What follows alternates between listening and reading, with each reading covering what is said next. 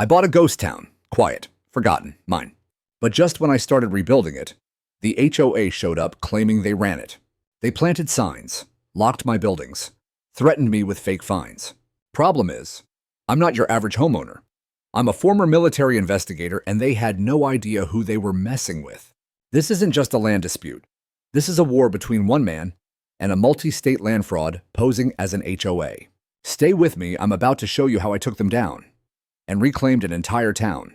The first time I laid eyes on the place on Juniper Hollow, though that name had been forgotten by almost everyone except the county's oldest records, the sun was barely cresting over the hills, casting long golden streaks through the shattered windows of the abandoned saloon. It was silent, the kind of silence you don't hear in cities anymore. No traffic, no sirens, just wind moving through dust and brittle sagebrush, whispering across cracked wooden sidewalks and rusted tin roofs. It was perfect, and it was mine. The town, if you could still call it that, was a forgotten relic on the edge of nowhere, somewhere in the high desert plateau where Nevada kisses Arizona. I won't hide its real name anymore. The faded county plat still read Juniper Hollow, established 1871, dissolved in all but paper sometime after the last resident died in the early 80s. The post office had closed in the late 90s. The train had stopped coming long before that. For all intents and purposes, the place didn't exist. Except I saw potential in every crumbling brick, every leaning porch post, every shard of colored glass still clinging to the window frames. After retiring from 2 decades in the military counterintelligence, mostly the kind of work that teaches you to read threats in paperwork long before you ever see a weapon, I wasn't looking for a cozy suburb or a golf course retirement. I wanted land, space, silence. I'd spent too many years listening to the noise of conflict, reading between the lines of threats and manipulation. So when I stumbled across an old tax lien sale listing buried in the back page of a dusty county archive, I followed it like a trailhead into the past. 4 parcels, 1 entire town. Mine for less than the price of a mid-sized SUV. When I pulled the keys from the county clerk's office in person, they looked at me like I was insane.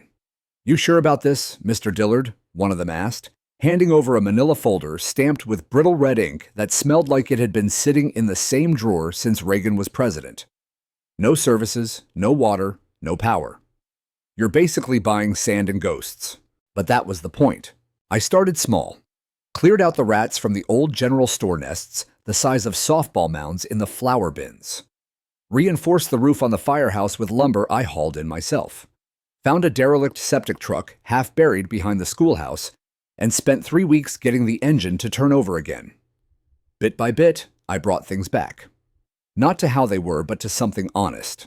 Not every building could be saved. Some had surrendered to termites and time, but enough stood to remind me this had once been a place where people lived, laughed, fought failed, and kept going. I documented everything, took thousands of photos, got my new deed notarized and recorded the same week. Registered the parcels with the county land office under a simple LLC I set up for liability purposes, High Desert Renewal LLC. No bank loans, no liens. It was clean, at least on paper. Some days, I'd sit out on the edge of what used to be Main Street, with my coffee in a tin cup and a battered spiral notebook in my lap, sketching plans, maybe a coffee shop here in the old barber building, a little hand-painted welcome sign at the entrance road. Maybe I'd open it up to artists, veterans, or folks looking for a second shot at life. I didn't want to own people's lives. I just wanted to offer a place where no one had to answer to a board of petty tyrants, which is what made what happened next all the more ironic. About 6 months in, after I'd installed solar panels on the roof of the courthouse building and turned the old jail into a locked storage unit for tools and lumber, I noticed something strange. A white pickup truck, definitely not mine, was parked by the water tower. I walked over, cautious hand resting near the pistol I still carried out of habit more than fear. No license plate, no one inside. But what chilled me was the freshly planted wooden sign staked into the ground at the entrance, road bright white paint still dripping slightly at the edges. "Welcome to Sagebrush Crossing, a proud HOA community." I stared at it for a good 5 minutes. HOA. What HOA? I'd never signed anything. No community board existed. There were no residents but me. and I sure as hell hadn't approved any signage. At first, I assumed it was a prank, maybe some urban explorer with a twisted sense of humor. The sign was cheaply printed, screwed into a plank of pine, but the wording was exact. Managed by Sagebrush Crossing Residential Association. Inquiries 800 HOA 4U. I took a photo, yanked the sign out of the dirt, and tossed it in the bed of my truck like the trash it was. But that wasn't the end of it. 2 days later, I came back from a supply run 2 hours each way to the nearest real town for diesel canned goods, and a new roll of roofing felt to find another sign. This one was bolted to the front of the old post office with stainless steel screws that still gleamed. Same logo, same phone number. But now there was a laminated warning stapled beneath it, flapping in the hot wind like a surrender flag. All residents and visitors must comply with HOA guidelines, including aesthetic regulations, noise control, and approved utility standards. Non-compliance will result in fines and legal action. I froze in the doorway, keys still in my hand. Residents. There were no residents. I stepped inside the post office, my heart suddenly pounding harder than it ever had under incoming mortar fire. The dust on the floor had been disturbed in fresh boot prints, size 11 or 12 deep treads, not mine. My property maps, which I'd left folded on the sorting counter, were now unfolded and laid out flat corners weighted with empty coffee cups someone had taken from my shelf. They'd been copied. The creases were too perfect, the edges too crisp. I checked the storage closet at the back. My deed copies, the ones I kept in a fireproof box just in case, were gone. I checked the main office. My folder of restoration notes, supply receipts, even the little USB drive, where I logged time-stamped GoPro footage of every repair gone. Someone had been inside, not just trespassing, but studying, planning. For a brief moment, the old training kicked in, the same cold clarity I used to feel walking into a village in Helmand Province, and knowing within 5 seconds whether the air felt wrong. That instinct screamed now, this wasn't a mistake. This wasn't a joke. Someone wanted Juniper Hollow, and they weren't playing fair. I didn't sleep that night. I resecured every door and window with new hasps and padlocks I'd bought that same afternoon. I mounted the first 4 trail cameras on the main path's battery-powered, motion-triggered cellular upload. I hid a GPS tracker under the frame of my truck. And I pulled out something I hadn't touched since leaving the service, a black spiral notebook, the exact kind I used to carry in the field. I wrote across the top of the first page in thick block letters, Operation Ghost Town. Underneath a single line, find out who thinks they own my land. I didn't know it yet, but that night would be the last time I ever truly felt alone out here. By morning, everything would change. The next morning started with dust in my teeth and grit in my eyes. The desert has a way of waking you up hard. No soft light, no birds, just wind and sand slapping you awake like a drill sergeant who never learned gentle. I stepped outside with my thermos, expecting the same stillness I'd grown to love. Instead, 3 new signs had appeared overnight. One was bolted to the hardware store, one to the schoolhouse I hadn't even started on yet, and the third, God help me, stood like a conqueror's flag right in front of the church. Each one carried the same fake smiling logo, Sagebrush Crossing HOA. Bright sterile font, a sunburst behind a stylized cactus. It looked like the brochure for a planned community outside Phoenix, not a ghost town with tumbleweeds for neighbors.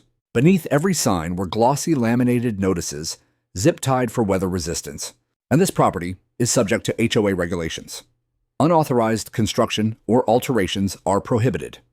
All exterior paint colors must be pre-approved. Please submit a variance request if you believe this notice was placed in error. My hands clenched until the knuckles went white. Exterior paint colors, variance requests. What kind of lunatic bureaucracy had I stumbled into? I ripped every sign down, threw them in the back of my truck with the first one, and drove to the edge of town where the cracked asphalt met the county road. I half expected to find a drone overhead or some kid in a lawn chair with a clipboard. Nothing. Just open land and a silence that now felt watched. Back at my makeshift office in the old mayor's quarters, I powered up the satellite hotspot, opened my laptop, and dialed the number on the signs, 1-800-HOA-4U. A woman answered on the third ring, voice syrupy, and clearly reading from a script. Thank you for calling Community One Management, proud administrative partner of Sagebrush Crossing. How may I direct your call? Sagebrush Crossing doesn't exist, I said, keeping my voice flat. I own every square inch of the land you're talking about. I have the deeds right here. Sir, if you're calling to appeal a violation notice, I can route you to our compliance department. Otherwise, you'll need to log into the resident portal and let me speak to your legal department. A pause not long, but long enough to register as wrong.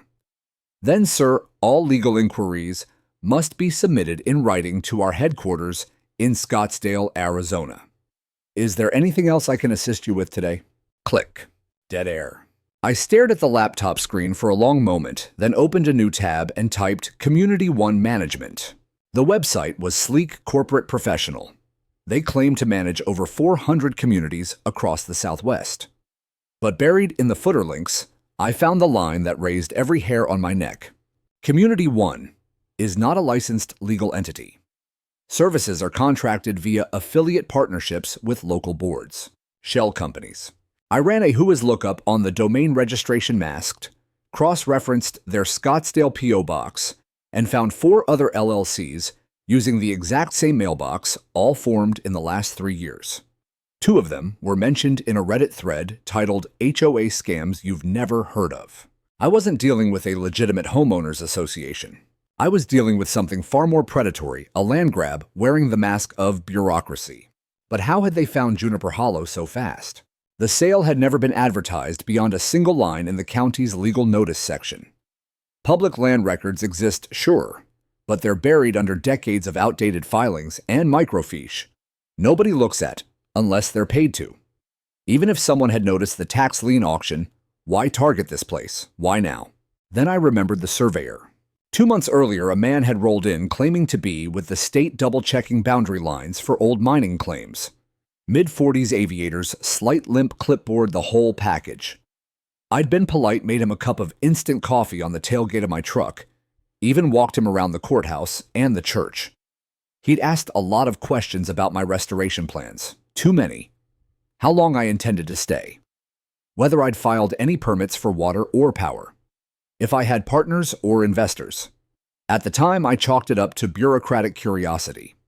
Now the memory sat in my gut like spoiled meat. I opened the field notebook again and wrote in thick black ink, Surveyor Eagle Scout. Over the next 4 days, the signs multiplied like mold. A box of laminated covenant reminders appeared on the church steps. Flyers were wedged under every door I'd locked. One morning, I found orange spray paint lines on the only stretch of intact sidewalk utility markings for lines that had never existed. Then came the people. Late afternoon, 3 black SUVs rolled in and parked in front of the saloon like they were arriving for a real estate open house. 6 individuals stepped out, 5 men, 1 woman. Polos Khakis Company, lanyards, clipboards, phones, 1 guy even wheeling a bright yellow measuring wheel across my cracked pavement. I approached, slow hands, visible the way you do when you're not sure if the other side is armed with pens or pistols. Afternoon, I said. The tallest one, thick tan Bluetooth earpiece, looked like he sold timeshares for a living, turned and smiled the way a shark smiles. You must be the current occupant, he said, as if I were squatting in my own house. I'm the owner, Daniel Dillard. Deeds recorded, taxes paid, LLC filed. Who the hell are you? We represent the HOA board of Sagebrush Crossing. We're conducting a preliminary inspection in preparation for full community guidelines enforcement. I actually laughed out loud. The sound startled a raven off the courthouse roof. There is no community, I told him. There's one resident, me. And I didn't elect a single one of you. He didn't blink. The board was established via Emergency Clause 47A subparagraph 12 of the Provisional Charter filed with Maricopa County and cross-registered via our Master Development Agreement. Charter Development Agreement. This is a ghost town that hasn't had a resident since 1983. He handed me a glossy folder, thick, professionally printed, heavier than it had any right to be. Inside were bylaws, color-coded maps, drone photographs of my own buildings taken without my knowledge, and a list of lot numbers I'd never seen before, each already penciled with potential buyer names. They had replatted my entire town without ever asking me. Every structure, every corner, every square foot of dirt was labeled Phase 1 Redevelopment. I handed the folder back without breaking eye contact. "You have 10 minutes to get off my property." The woman's sharp blonde bob eyes like calculator buttons narrowed her gaze. "This town is part of a planned community initiative. Whether you agree or not, the process is already underway." "No," I said, stepping close enough that she could smell the coffee and desert dust on me. "It's not. Then we'll see you in court." They loaded up and drove off in a cloud of dust and entitlement. I stood in the street long after they were gone, watching the sun bleed out behind the hills. My town, my ghost town, had just been marked for invasion. But they didn't know who they were dealing with. I wasn't just some retiree with a pickup and a dream of rustic solitude. I was a man who had spent 20 years reading deception the way other people read newspapers. I had dismantled covert networks that hid behind paperwork thicker than this. If they wanted war through legalese, they were about to learn I spoke that language fluently.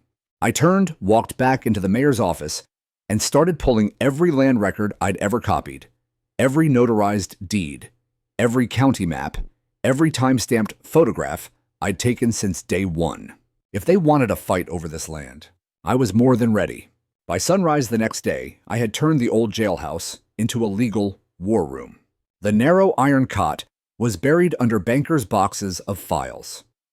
My laptop sat on the original sheriff's desk, wired to a mobile hotspot and a satellite dish I'd welded to the top of the bell tower the week before.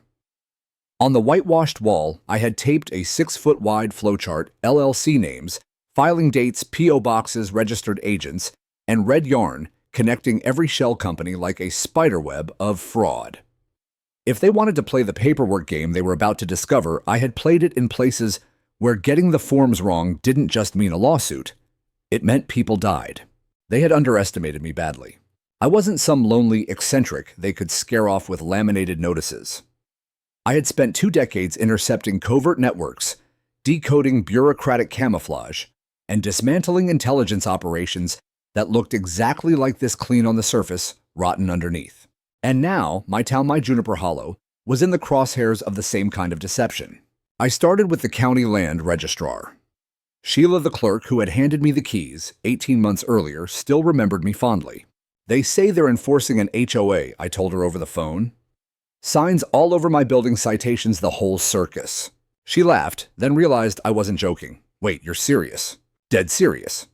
They showed up yesterday with glossy folders full of maps and bylaws. Claimed authority under some master redevelopment agreement filed in Maricopa County. She hammered her keyboard for a minute. "There is nothing zero recorded against any of your 4 parcels. No HOA, no liens, no association overlay districts. If anything had been filed after your purchase, it would have triggered an automatic ownership alert to you. Can you run a search for any recent filings that mention my parcel IDs or anything close to Sagebrush Crossing?" 10 minutes later, she called back, voice low, like she was reading classified material. "You're gonna love this, Daniel." A development corporation called Red Horizon Holdings filed a subdivision request on adjacent land 3 counties over. They also filed an application to establish an HOA, and their proposed boundary map illegally includes every inch of Juniper Hollow. Illegally didn't begin to cover it. Red Horizon Holdings. I circled the name in thick red Sharpie on my wall map. It was the same tiny print buried under the HOA logo on every sign. I had missed it the first time because it was deliberately small. I stayed up until the stars faded, digging deeper. By 4 a.m., I had traced Red Horizon through a labyrinth of investment shells tied to desert redevelopment projects from Nevada to New Mexico. Their playbook never changed. 1. Locate dead or tax-defaulted land. 2. Quietly file HOA establishment papers in neighboring or distant counties. 3. Begin enforcing rules on the ground to create the illusion of authority. 4. Pre-sell future lots to speculative investors who think the land is already governed and safe. 5. Intimidate or outspend anyone who pushes back. Except this time, they had chosen the wrong ghost town and the wrong ghost. The following afternoon, a certified letter arrived, shoved under the post office door while I was on the roof patching solar wiring. Thick cream envelope, silver foil seal, formal letterhead that read, Sagebrush Crossing Residential Association. Inside was exactly what I expected: 4 pages of pseudo-legal threats dripping with condescension. You are hereby notified of violation of Community Code 5.3b for unauthorized paint and structural modifications to historically significant buildings. A fine of $7,200 has been assessed against Parcel 4 Old Courthouse. Further violations will incur daily compounding penalties, legal escalation, and potential injunctions. All appeals must be submitted in writing within 15 days to the address below. Paint violations on buildings that hadn't seen a brush since the Carter administration. I scanned every page. No human signature, just a stamped facsimile. No physical office address, only a P.O. box in Scottsdale. And at the bottom, in 8-point font designed to be overlooked: HOA jurisdiction, pending official recognition by County Planning Commission. They were bluffing so hard the paper should have caught fire. That night, I wrote my response, a 6-page cease and desist letter citing Arizona Revised Statutes 33-1805, 33-1806, and 13-1802 fraudulent schemes.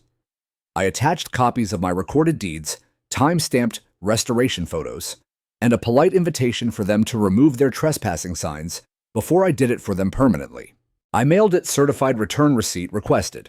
Then I took it further. I filed a formal fraud complaint with the county recorder's office. I filed a second report with the Arizona Attorney General's Consumer Fraud Division. And I made one phone call I had been saving. To my niece, Andrea. Andrea is a deputy district attorney in Pima County, specializing in land fraud and civil racketeering. I hadn't seen her in 2 years, but I knew exactly what she'd been working on. I emailed her everything: photos of every sign, every citation drone footage, the glossy folder the board had handed me, and the certified letter with its laughable fine. 2 hours later, my phone rang. "Uncle Dan," she said, voice tight with that mix of excitement and fury I remembered from when she was 12 and someone stole her bike. "You weren't exaggerating. I've seen variations of this scam along the I-10 corridor, but never this far out in the sticks. They're already selling pre-construction lots on a website that went live 3 weeks ago. Investors, dozens, mostly out-of-state LLCs and pension funds looking for desert appreciation plays. They think they're buying into a master-planned community with covenants and protections. You have enough for a preliminary investigation. More than enough. I'm looping in the AG's Real Estate Fraud Task Force tonight. But brace yourself. Once they realize you're not folding, they escalate fast." She was right. The very next morning, a drone buzzed the church steeple like a mechanical vulture, hovering for 20 minutes, red recording light blinking. I shot video of it with my telephoto lens. Logo on the underside, Civic Sky Surveyors another shell. That night, my phone rang from a blocked number. "Mr. Dillard," a smooth male voice said, "we'd like to offer you a buyout." My spine turned to ice. Who is this? Someone who recognizes the value of what you're sitting on. "We're prepared to offer 10 times what you paid cash. No contingencies, but the offer is contingent on your cooperation with our community integration plan." I stayed silent. "You've underutilized a significant asset," he continued. "Our vision brings services, commerce, population growth. You walk away wealthy and retire comfortably. Or you can cling to your independence and find yourself buried in violations, liens, and litigation that will drain you dry. The choice is yours." I hung up without a word. Then I opened my field notebook and wrote 3 words in capital letters that took up the entire page. "This is war." They thought they could outpaper me, drown me in legalese, gaslight me into selling. They had no idea who they were playing with. I'd seen my share of power plays, overseas militias, turning schools into command posts, local officials weaponizing permits to silence anyone who complained. But I never thought I'd see the exact same playbook executed on American soil in a ghost town I had paid for with every dime of my retirement savings. The difference here: they weren't using rifles, they were using fiction printed on expensive letterhead and delivered with polite smiles. But fiction, when it arrives, certified mail, and carries the weight of clipboards and khakis, can feel an awful lot like fact. It started with the locks. I'd driven 2 hours to the nearest real hardware store for diesel canned food and construction adhesive. When I came back, the sun was dropping in a blaze of rust orange behind the western ridge, and something felt wrong before I even killed the engine. The door to the old schoolhouse, now my main storage depot, had a brand new commercial-grade padlock gleaming on the hasp. My own heavy master lock was lying in the dirt, cleanly cut, the shank glinting like a spent cartridge casing. Nailed to the door was a laminated notice flapping in the wind. This structure has been deemed unsafe under HOA Regulation 2.14b. Entry is prohibited until inspection clearance is granted by the board. Violators subject to fine and towing. I ripped the notice down, took time-stamped photos from every angle, then checked the next building. The general store, my first full restoration project, was wrapped in bright orange construction netting. Another laminated notice. The post office had yellow caution tape strung around the entire porch like it was a crime scene. A folding A-frame sign stood in the middle of the lot. Community Improvement Zone. Do not cross. Violators subject to penalty and removal. I crossed anyway. Inside the post office, someone had been through my files again. My backup set of plat maps was missing. An entire box of tools gone. My spare solar inverter gone. I stormed outside and followed fresh tire ruts deep, heavy, definitely a utility truck. They led past the church down the old wagon trail that marked the western boundary of my land, then disappeared into the canyon. Multiple sets of boot prints, some older, some made that same afternoon. They hadn't just trespassed, they had made themselves at home. That night, I called the county sheriff's substation. The deputy who answered sounded 19 and scared of his own shadow. There's no record of any condemnation order or law enforcement action in that area, he said. If someone entered your buildings without permission, that's criminal trespass and possibly burglary. Could be, I repeated.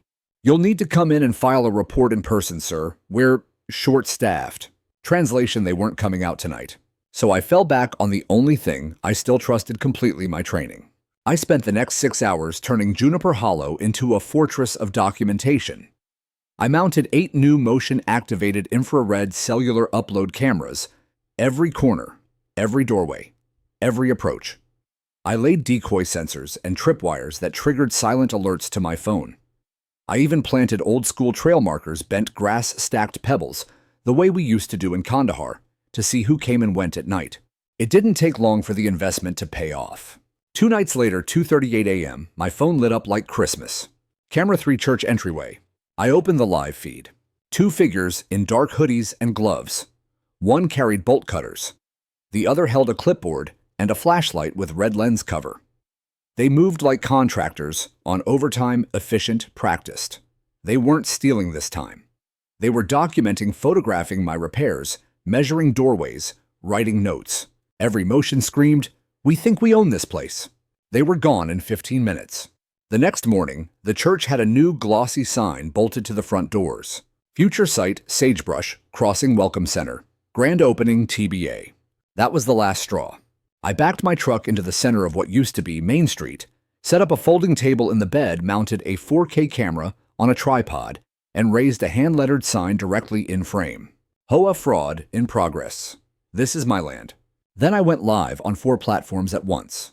For 43 straight minutes, I laid everything out, every deed, every certified map, the timeline from the first fake sign to the chopped locks, the missing tools, the drone the buyout call, the forged citations. I walked viewers through the shell company web on my war room wall. I showed the overnight break-in footage in real time, faces unblurred, because at that point I no longer cared about their privacy. Someone thinks they can intimidate me off land I bought and paid for, I said, staring dead into the lens. They think laminated signs and scare tactics can overwrite legal ownership. They are wrong. And I'm not going anywhere. The video hit 12,000 views in under 3 hours. But the real explosion happened offline. That afternoon, Sheila from the county clerk's office called, voice shaking with secondhand rage. I just got a very heated call from a man claiming to represent the board. He demanded your entire file be sealed and flagged for review. Did you do it? Hell no. But heads up, he mentioned your tax record specifically. You might want to log in and check. I did. And there it was. Someone had filed an amended plat map with the county assessor claiming my 4 parcels had been incorrectly recorded for decades and now fell inside Sagebrush District Overlay Zone B. The forgery was so bold they had even mimicked the county's own letterhead template. They were trying to rewrite the map of my town on paper while I was still standing on it. I drove to the county building first thing the next morning, walked the original 1871 deed and every subsequent filing straight to the assessor's desk and laid them out like evidence at a murder trial. The assessor, a tired man named Roy, who'd been there 32 years, went pale. "This is felony-level fraud," he muttered. "They used our template. We're opening a formal investigation today." But by the time I got home, the retaliation had already escalated. The only road into Juniper Hollow now ended at a brand new metal barricade rented from a private security firm in Phoenix. Across it hung an enormous vinyl banner. "Private community, no trespassing without HOA credentials." I stood there alone in the fading light, staring at a fence blocking a road I had graded and graveled with my own hands on land I owned free and clear. They weren't pretending anymore. They were declaring war. So I did the only thing I knew how to do. I prepared to fight smarter, dirtier, and longer than they ever imagined. And I was only getting started. I spent the next 48 hours in a silence colder than any desert night I'd ever known. Not the peaceful quiet I had come here for, but the deliberate coiled silence of a man planning every move 3 steps ahead. The barricade still stood at the mouth of the road like a middle finger made of steel and vinyl. I left it untouched. I needed it exactly where it was visible, arrogant, and most importantly, illegal. Every hour it stayed up was another piece of evidence. That meant digging literally and figuratively. First, the paper trail. Every rural county has a historical surveyor's vault, usually a forgotten basement full of plat books no one has opened since the invention of KD. I drove to the regional archive in Prescott, signed in as Daniel Dillard, property owner, conducting boundary research, and asked for every record they had on Juniper Hollow going back to the 1800s. They wheeled out a cart stacked 4 feet high with crumbling ledgers, hand-drawn maps, and survey notes written in fountain pen ink. I spent 9 hours in that basement and found pure gold. Juniper Hollow had been granted in 1871 to a group of railroad workers under the Pacific Railroad Act. It was never platted as a traditional subdivision. In 1983, after the last permanent resident died, and the post office closed, the state quietly declared the entire town site non-governed, unincorporated territory. No HOA had ever been recorded. No overlay districts, no master development agreements. Just one long unbroken chain of silence until the day I bought it. Until someone decided to forge a new chain over the top of history. Back home, I spread the fraudulent plat map they had filed next to the originals. At first glance, it looked perfect: boundary monuments, parcel numbers, assessor stamps. But then, I spotted the fatal flaw: the northern boundary coordinate was off by 0.4 degrees. Out here, that tiny error shifted the line almost 200 feet, enough to swallow the general store, the church, and the old sheriff's office into their fake shared access zone. I photographed every discrepancy, annotated every forgery, and built a 37-page exhibit that would make a title insurance underwriter weep. Then I called Andrea again. I emailed her the entire archive, 1871 land grant scans, the 1983 state resolution, the forged plat, with my redline corrections, the coordinate fraud, the historical survey notes. 24 hours later, she called me back at 2 a.m., voice crackling with adrenaline. "Uncle Dan, this is constructive fraud on steroids. I've already got a civil litigation partner at the AG's office calling it the cleanest case of fabricated jurisdiction I've seen in 15 years. But we still need real-time harm, coercion, and intent. Keep the cameras rolling." So I baited the trap. That night, I took one of their own fake HOA signs, the big 2x4-foot one they had bolted to the church, and rehung it dead center in the town square. Then I slapped a bright orange sticker across the middle in 2-inch letters. "Under legal review, owner, challenge pending." I angled 3 cameras on it and waited. They took the bait exactly 46 hours later. At 3:12 a.m., my phone exploded with motion alerts. 3 men in a white pickup with the Civic Sky Surveyor's logo pulled into the square. They jumped out with cordless drills and pry bars, ripped my sticker off, and replaced the sign with a brand new one.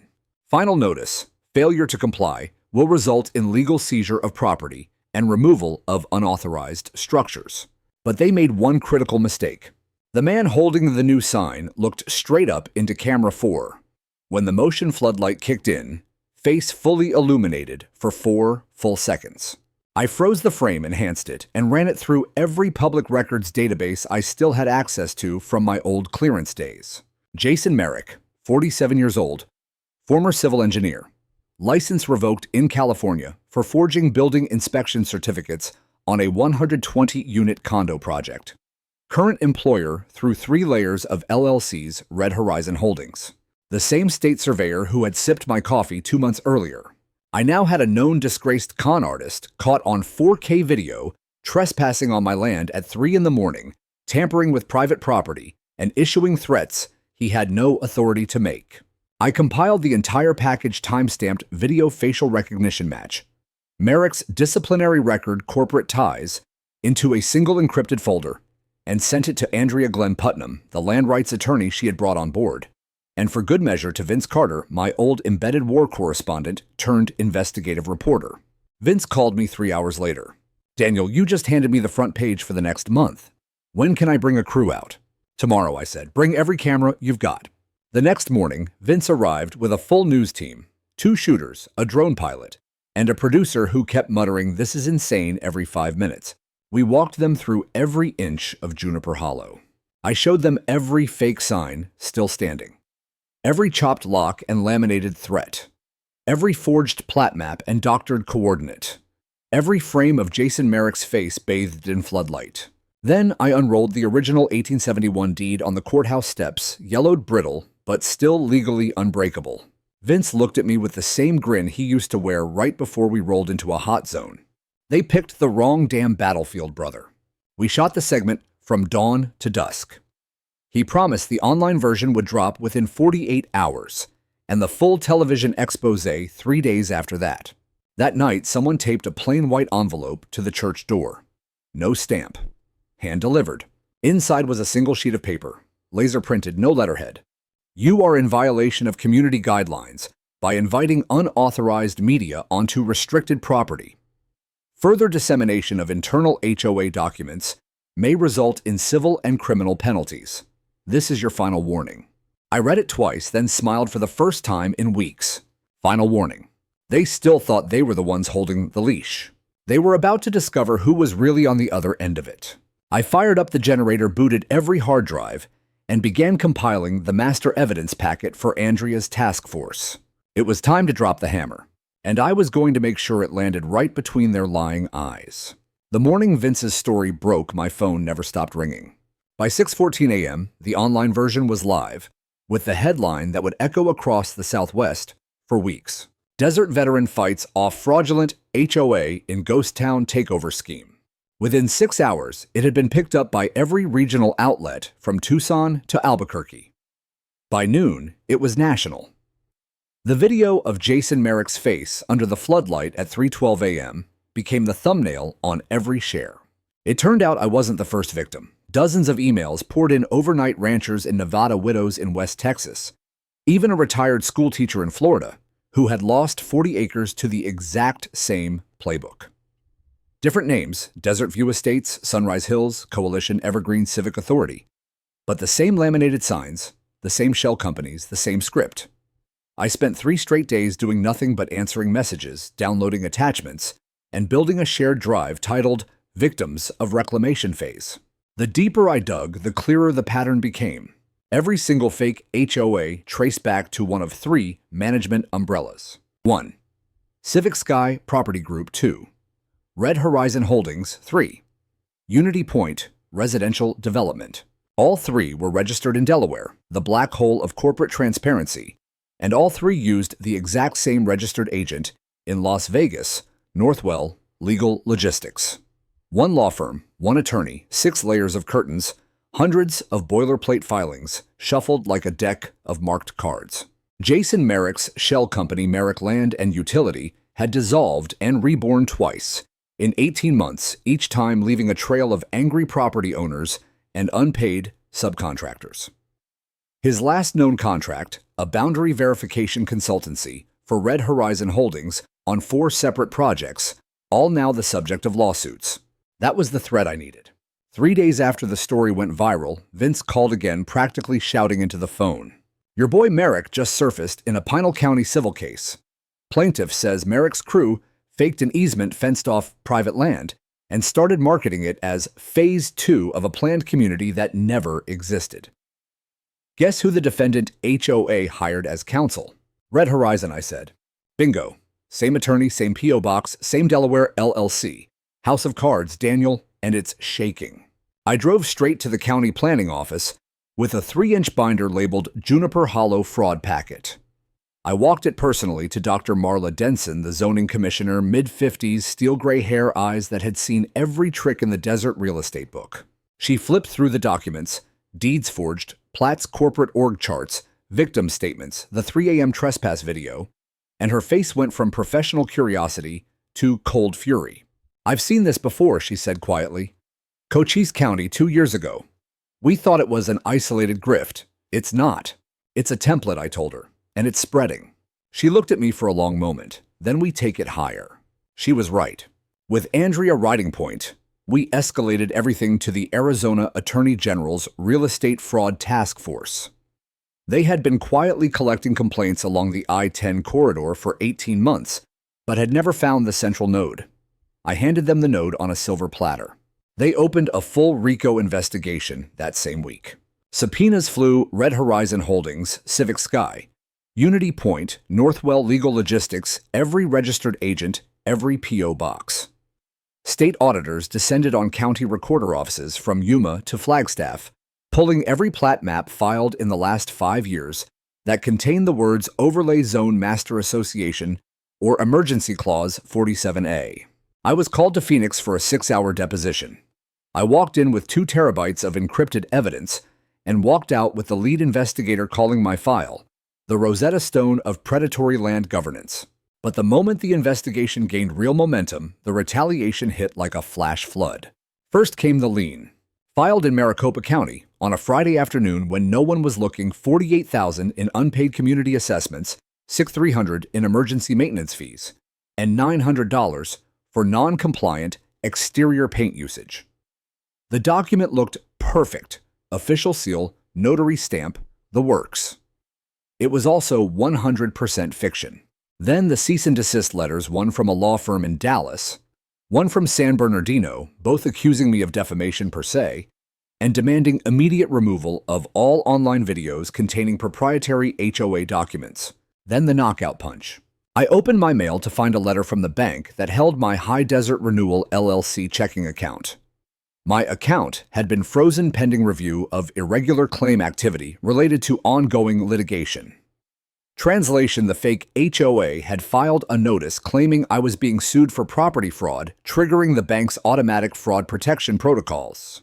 They were trying to choke my cash flow while the state closed in. I called the bank, emailed every document I had, and had Andrea's office fax an official affidavit stating the lien was under active criminal investigation. The freeze was lifted by end of business, but the message was crystal clear. They were cornered animals now, and cornered animals bite dirty. I doubled security. Backup drives went off-site to a safe deposit box in Kingman. I added redundant satellite internet and a second generator. I slept with a field notebook and a loaded pistol on the nightstand, because I knew what came next. They wouldn't roll over quietly. They would try to bury me under filings, distractions, and raw fear. But fear is a currency that no longer held value for me. I had one last card to play, one they would never see coming, and I was about to lay it on the table in front of the entire desert. I scheduled the meeting for the exact same Wednesday. The fake Sagebrush Crossing HOA board had mailed out glossy flyers announcing their community compliance tour and future resident orientation. Their flyers had gone out to 3 neighboring counties, complete with RSVP links and promises of free bottled water. I made my flyer look identical, same fonts, same sunburst cactus logo I lifted from their own website. Except across the bottom I stamped in screaming red ink, "Public expose, bring cameras." By noon on Wednesday, the old church was packed, standing room only. Word had spread like wildfire across rancher forums, veteran groups, off-grid subreddits, and local news comment sections. Folding chairs scraped across the pine floor. People leaned against every wall. There were ranchers in sweat-stained Stetson's homesteaders and Carhartt off-duty sheriff's deputies in plain clothes, and at least 8 reporters with live stream rigs. Someone had even driven up from Tucson with a satellite truck. I opened exactly the way I used to brief a platoon map on the wall, evidence table like an arms rack, no wasted words. My name is Daniel Dillard. 18 months ago, I bought this town, Juniper Hollow, fair and square, at county tax sale. Paid cash, recorded every deed, restored every building with my own hands. What happened next isn't just my story. It's yours too. I yanked down a white sheet I'd hung over the timeline board. 6 feet of red yarn dates, company names, forged plats, still photos from security cams, drone shots of barricades, the 3 a.m. Jason Merrick trespass video looping on a monitor. Then I walked them through every step. The shell company web, the fake citations and chopped locks, the forged plat maps with doctored coordinates, the midnight sign crews, the buyout call, the bank freeze, the $48,000. Ghost lien, the pattern stretching across 9 states. Every time I clicked to the next slide, the room got quieter. You could hear boots shifting on old wood and the low hum of phone cameras recording. An older woman near the back, gray curls, hands knotted from decades of ranch work, suddenly gasped. "That's him," she said loud enough for everyone to hear. "That's the son of a bitch who came to our place last summer. Told us we owed 12 grand for road maintenance on our own county road. We almost paid until my son found the same P.O. box in Scottsdale." Half the room turned toward her. Phones swung up. "Did you pay?" I asked. She shook her head. Others did. Good people. They were scared. I let that sit for 3 heartbeats. Then I held up a fat USB drive like it was a live grenade. Everything I just showed you, every document, every video, every corporate link is on this drive. Copies are already with the Attorney General and every major news outlet in the state. If these people ever knock on your door again, you will know exactly who they are and exactly how to bury them. The applause started slow, then rolled like thunder. That was the exact moment the 3 black SUVs rolled into the square outside. Doors opened. Same navy polos, same embroidered sagebrush crossing logos, same clipboards. The woman who had handed me the glossy folder weeks earlier stepped into the church like she owned the place. "I'm going to have to ask you to cease this unauthorized gathering immediately," she announced, voice cutting through the room. "This is private community property, and this building is scheduled for demolition as part of Phase 1 redevelopment." The room went dead silent. I didn't move a muscle. I just reached over and handed her a fresh manila folder. Inside are the original recorded deeds to every square inch of Juniper Hollow. I said calm and loud enough for every microphone to catch. "You are currently trespassing. Again." She flipped it open, face tightening with every page. "I don't care what your little protest says," she spat. "We are acting under the authority of Red Horizon Holdings recorded development rights and pending jurisdiction." A new voice cut in from the back of the church, sharp as a judge's gavel. Dr. Marla Denson, the county zoning commissioner, stepped forward, flanked by 2 uniformed deputies, who had quietly slipped in 10 minutes earlier. "We received your revised overlay maps, your charter claims, your boundary extensions," Marla said, holding up a thick stack of papers stamped in red ink. "Every single one is fraudulent. As of 9:00 this morning, per emergency motion of the Arizona Attorney General's office, all claims of jurisdiction by Red Horizon Holdings, Civic Sky Property Group, Unity Point Development, or any affiliate over this land are declared null and void." The woman's mouth opened, closed, opened again. You don't have the authority." "Oh, we do," Marla said. "We also have a temporary restraining order and injunction. You will remove every sign, every barricade, and every piece of equipment from this property within the next 2 hours, or you will be removed by force." The room erupted, cheers, whistles, phone cameras, flashing. The woman tried one last time. "This is harassment. This is abuse of—" "No," I said, stepping close enough that the live stream mics caught every word. "That's what you brought here." She turned on her heel and stormed out. Her 2 companions scrambled after her. The crowd parted like the Red Sea, but not before 20 phones recorded every second of their retreat. By the time the SUVs fishtailed out of town, volunteers were already ripping down signs. The fake HOA banners came off the church. The barricade at the road was dragged away by 2 ranchers with a chain and a Ford F-350. Orange spray paint lines on the sidewalk were scrubbed with gasoline and wire brushes. Within 60 minutes, every trace of Sagebrush Crossing was gone, except one. I left the very first sign they had ever planted, the one that started the whole war, bolted to the church door. Underneath it, I hung a second sign, hand-painted blood-red letters on fresh pine. Vacated by court order, no trespassing property of Juniper Hollow, free and clear. It became the most photographed spot in 3 counties. And something I never planned for started happening right then and there. People didn't leave. They stayed. One man asked if he could help finish the general store roof. A woman with 2 teenagers wanted to know if they could park a fifth wheel for a month while they fixed up the old barber shop. 3 veterans shook my hand and said they were tired of HOA hell in Phoenix and wanted to know if there was room for a couple more trailers. I looked around at the faces, tired, angry, hopeful, and realized we hadn't just defended a town. We had resurrected one. And for the first time since I bought the place, the silence that night didn't feel empty. It felt like the beginning of something alive. The morning after the church meeting, I was on my knees, pulling the last strip of yellow caution tape off the post office porch, when the first sheriff's truck rolled in slow lights off dust, curling behind it like smoke from a dying fire. Deputy Ramirez, the same young deputy who had once told me he was short-staffed, stepped out looking 10 years older than the last time I'd seen him. He carried a fat manila envelope and a paper cup of convenience store coffee. "Morning, Mr. Dillard," he said, tipping his hat. "Got something for you from the judge, and something else that might make your day." He handed me the envelope. Inside was the official writ from Arizona's 3rd Circuit Civil Court, signed, sealed, and stamped in red.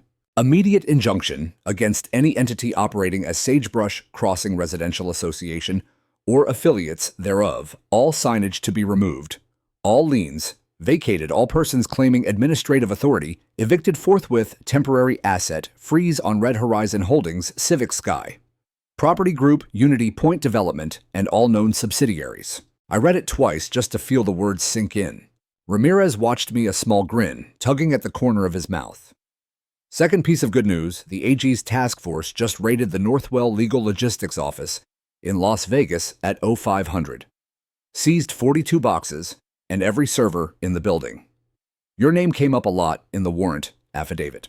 I exhaled a laugh that had been trapped in my chest for months. "You stirred up one hell of a hornet's nest, sir," he said, glancing at the church where volunteers were already prying the last fake welcome sign off the steeple. "Just thought you should know some of us are glad you did." He shook my hand firm, no hesitation this time, and left. Over the next week, the cleanup felt like exorcism.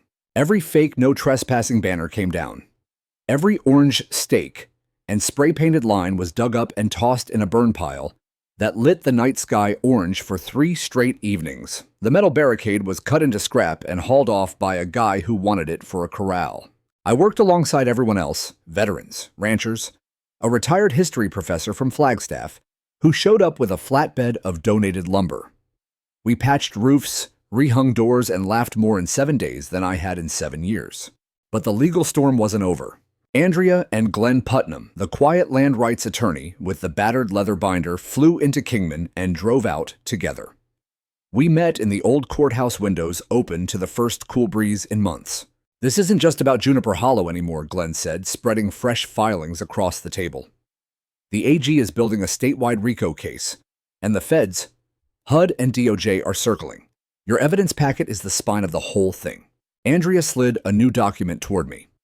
"We just filed a counterclaim under the Arizona Land Use Protection Act and added an intent to petition for full RICO damages. If this goes class action, every victim from here to the Nevada line could be in the room." 3 days later, Red Horizon's attorneys fired back with a 42-page motion to dismiss, accusing me of inciting a conspiracy mob destruction of public infrastructure and tortious interference with prospective economic advantage. Glenn read one paragraph aloud and started laughing so hard he had to take off his glasses. They still claim the barricade was long-standing community infrastructure. The barricade that was rented from a Phoenix equipment yard 3 weeks ago. None of it stuck. Then came the moment that told me the tide had truly turned. I was up on the schoolhouse roof with a bucket of tar when one of my perimeter drones pinged movement at the western fence line. 4 men in reflective vests, 2 unmarked pickup shovels, and post-hole diggers. They weren't planting new markers. They were digging up the old ones, my official county survey monuments, steel pins with GPS tags and bright orange caps. I hit record on every camera, jumped in the truck, and floored it. By the time I got there, Ramirez and 2 more units were already on scene lights flashing rifles out. The 4 men tried to claim they were adjusting a drainage route per HOA engineering guidelines.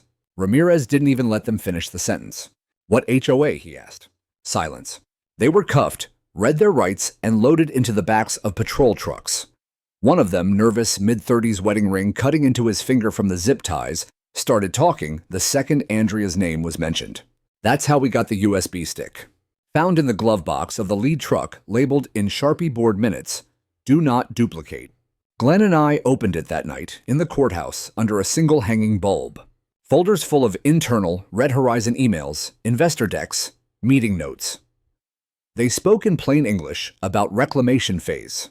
Minimize resistance via notice saturation. Create compliance illusion through soft enforcement. Target undocumented zones with procedural overlay filings. High-risk resistors, delay document, escalate to lien stage. They had spreadsheets with hundreds of rural parcels flagged across 9 states. Juniper Hollow was highlighted in red with my name and the note, "Primary obstacle. Monitor closely." Andrea's voice on speakerphone was almost shaking. "This is the smoking gun. Actual admissions of intent to defraud." Glenn just leaned back in his chair and said one word: "Checkmate." We held the press conference 2 days later on the courthouse steps, same place I'd once stood alone with a handwritten sign. Vince brought 3 network crews. We projected the worst slides on a white bedsheet nailed to the wall behind me. I read their own words aloud, line by line, letting the desert wind carry every lie back to them. 72 hours later, the headlines broke nationwide. Multi-state RICO probe targets predatory HOA syndicate. Army veteran exposes organized land grab. Posing as Homeowners Association, fake desert HOA empire crumbles after one man refuses to sell. By the end of that week, Red Horizon Holdings bank accounts were frozen solid. Unity Point's website went dark. Civic Sky's phones rang to voicemail that said this number is no longer in service. The fake Sagebrush Crossing mailings stopped forever. And then came the letter I never expected. Delivered by certified mail, State of Arizona seal on the envelope. Inside was a formal resolution signed by the Department of Land Oversight. On behalf of the state of Arizona, we recognize Daniel Dillard's lawful ownership of Juniper Hollow, his extraordinary vigilance in defense of private property rights, and his invaluable contribution to exposing systemic fraud in rural land governance. The state is initiating a 5-year audit of all HOA filings statewide in direct response to evidence provided by Mr. Dillard and associated victims. It wasn't money. It wasn't an apology from the people who deserved to give one. But it was acknowledgement. The one thing predators like Red Horizon feared most being seen. Because once people see the trick stops working. The silence breaks, and the land stays free. I thought the worst was over. Once the lawsuits were filed, the press went national, and the Attorney General's office came down on them like the hammer of God. I thought daylight would burn the parasites clean off the land. But Red Horizon had one last desperate, vicious card to play. It came at dawn, 12 days after the press conference, on the courthouse steps, 48 hours before the final hearing, that would permanently freeze their remaining claims across 4 states. I was in the old post office now, my real office, with a working coffee pot and a window that actually opened, reviewing final exhibits with Glenn Putnam when every motion alarm went off at once. North Road, church lot, saloon entrance, general store. Multiple vehicles, multiple heat signatures. I flipped to the live feeds and felt the old battlefield chill crawl up my spine. 4 black pickups unmarked, no plates, steel brush guards rolled into Main Street in perfect formation.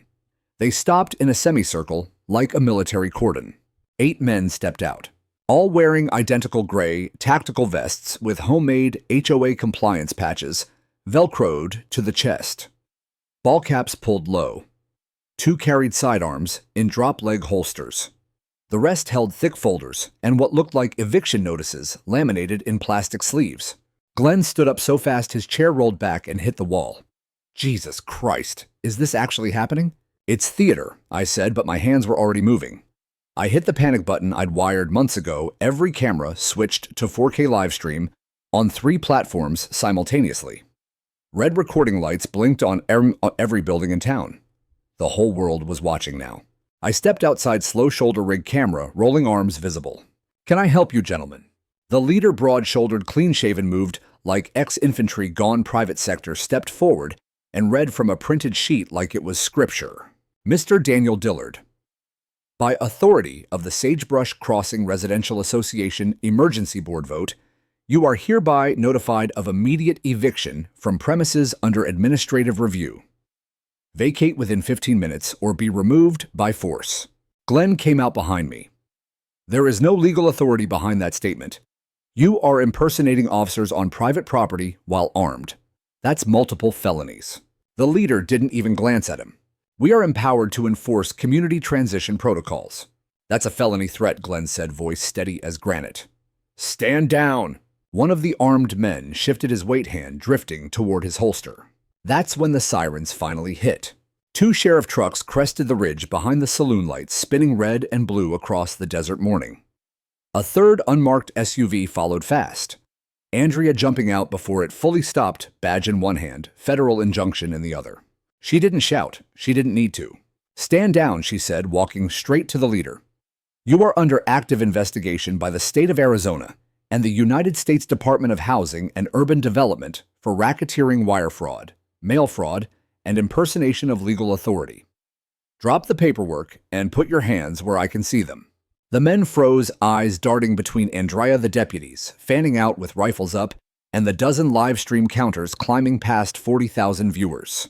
Ramirez stepped forward and snapped his holster open. I said, "Stand down." That broke them. Folders hit the dirt. Hands went up. 2 tried to protest something about contracted security, but the cuffs were already clicking. 8 men in fake tactical gear, loaded into the backs of sheriff trucks, read their rights in front of half the internet.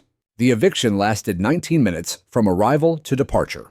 But what they left behind in the trucks chilled me more than any weapon. Investigators found scripts titled Enforcement Approach, High Risk Resistor, a laminated flowchart. If confronted by true owner, delay document escalate, a printed dossier on me, military record, LLC filings, even photos of my niece's house in Tucson. And at the very bottom of one folder, a single line circled in red. Subject Dillard designated Priority 1 obstacle, neutralize via maximum pressure. They had trained for this. They had rehearsed it. They had come ready to drag me out of my own town on camera.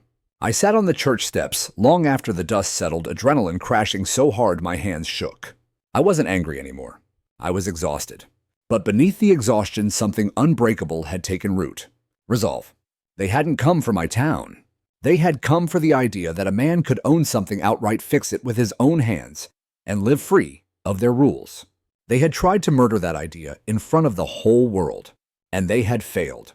Over the next week, the desert swallowed the last traces of them. The fake compliance vests were cut up and used as oil rags. The eviction notices became fire starter in the communal pit. The trucks were impounded and later auctioned to pay victim restitution. I left one thing untouched, the original Welcome to Sagebrush Crossing sign that had started the war. I bolted it to the side of the courthouse and hung a second plaque beneath it. Vacated by court order. Fraud exposed. Juniper Hollow remains free. Travelers still stop to take pictures. Reporters still call. But most days, the only sound is Hammer's laughter and the bell we restored in the schoolhouse, ringing once a week, not to impose order, but to celebrate it. The town is alive again. Not as a development, not as a scam, but as a place where people who got tired of being managed decided to manage themselves. We eat together on long tables in front of the saloon every Sunday. Kids chase dogs down Main Street. Veterans park trailers where they want, paint them whatever damn color they please, and nobody sends a variance request. Andrea's task force is still dismantling the network. New indictments drop every month. Glenn says the civil settlements will run into 8 figures when all the victims are counted. One afternoon, I got a call from the State Land Use Reform Summit in Phoenix. They wanted me to speak. I almost said no. I hate podiums. But I went anyway, same boots, same faded denim shirt I wore the day I tore down their barricade.